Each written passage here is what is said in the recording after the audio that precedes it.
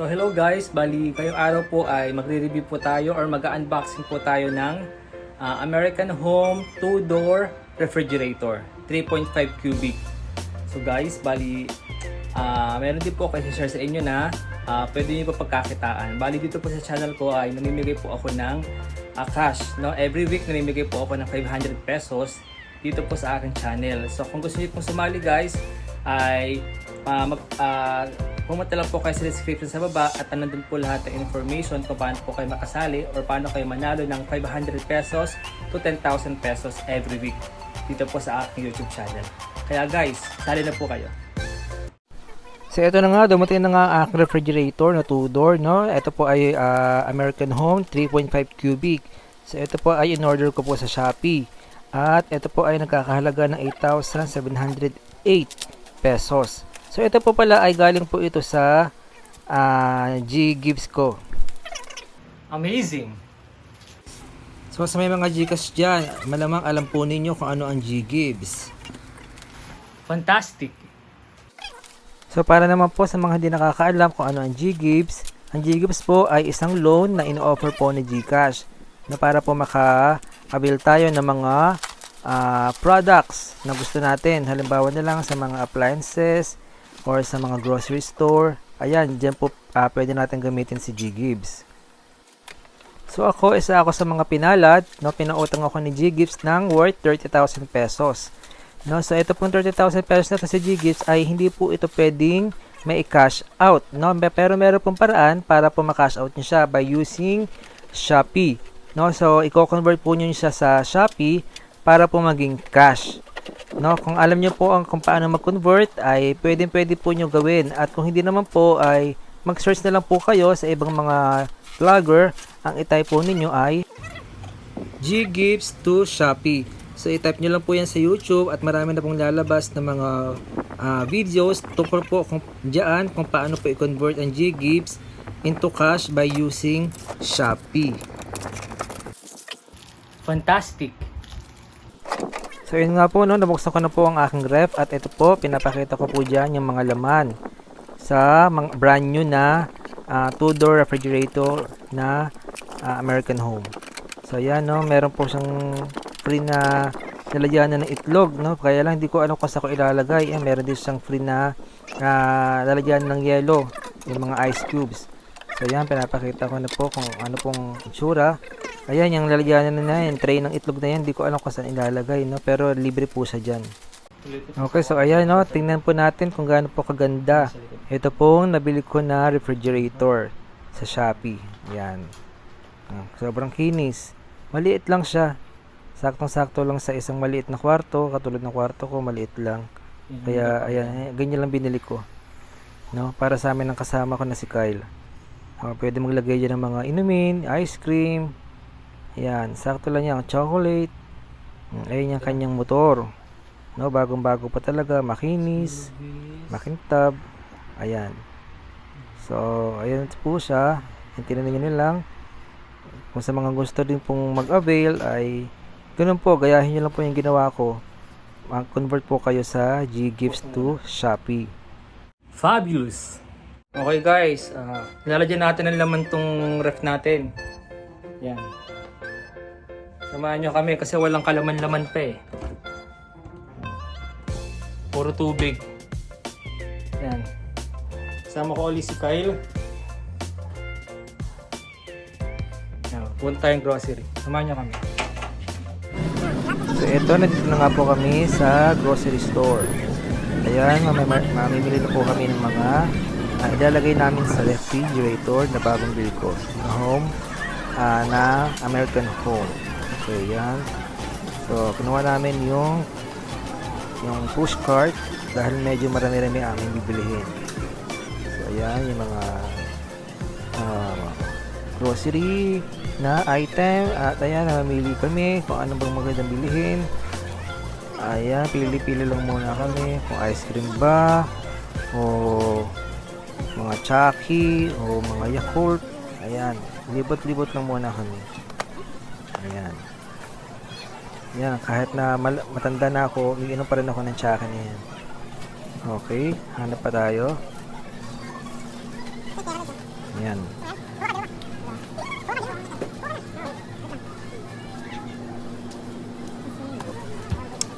Ayan naman, yung cameraman, kitang-kita yung kanyang daliri. Pagpasensyahan nyo na dahil hindi po pa siya sanay mag video. Ayan. Tinatago niya lang po kasi yung camera kasi nahihiya po siya. Hindi pa siya sanay si Kyle mag video sa harap ng mga tao sa crowded place. Okay.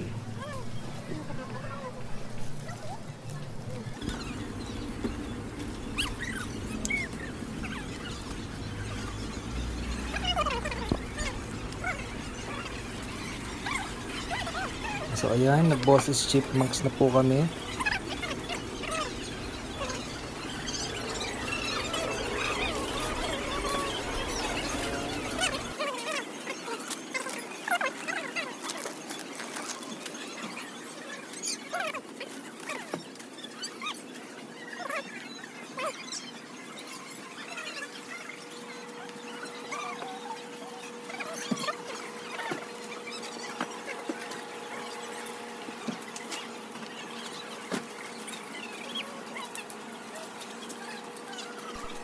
At ito po, ang daming tao.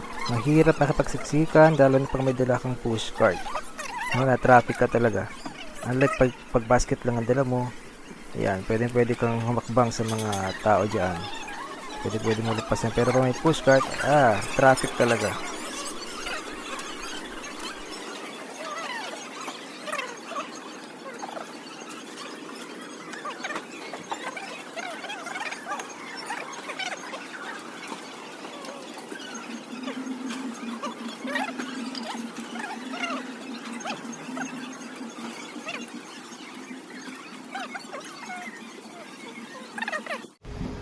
So yun nga ba, no? Nag-request tong aking kasama, aking videographer na libre ko daw. So ayan, nahili na ng tsinelas para may masuot naman siya na tsinelas. Oh.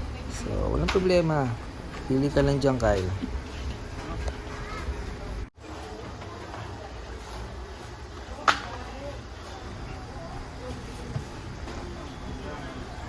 Okay, so ayan, mukhang meron na siya napili. So sukatin muna niya.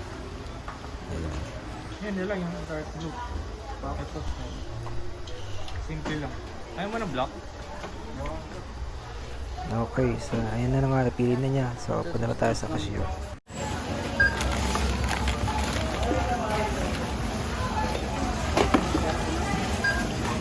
Ito yung katawan mo.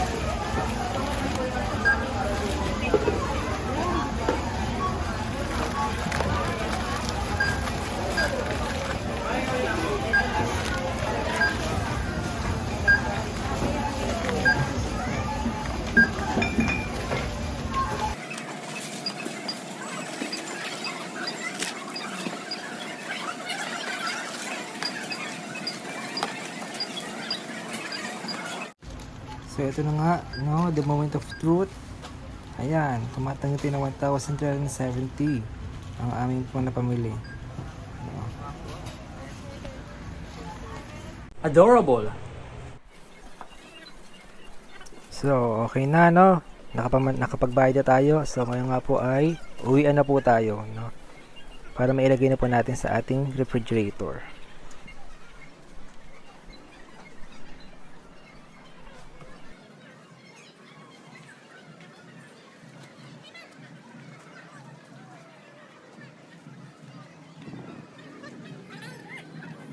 Power. Okay po guys, nandito na po kami uli sa bahay at nakapag-grocery na po kami. At tara, samahan nyo kami. Papasok na namin sa ref yung mga napag-grocery namin. Ano ba ito? Puso.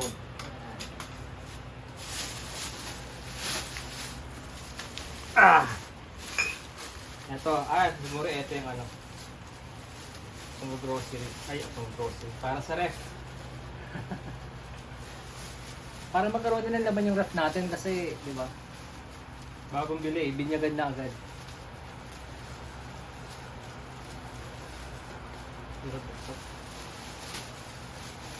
Magnificent!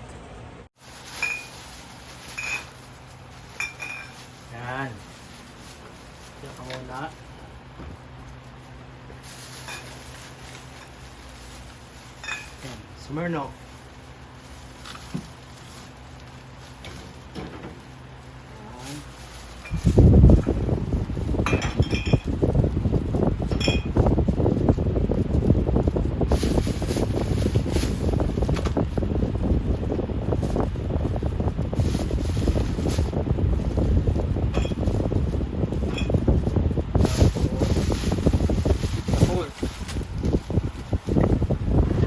Avocado.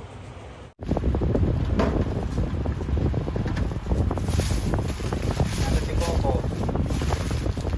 Ayan, sa freezer. Ano ba? Ano pa ba ito? Wala.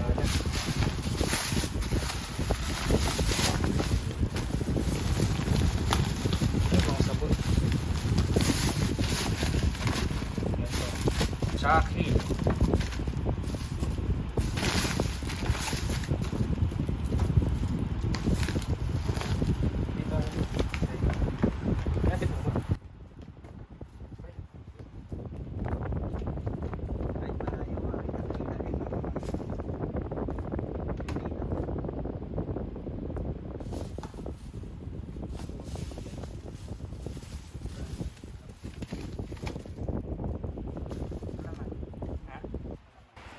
Hindi na ano.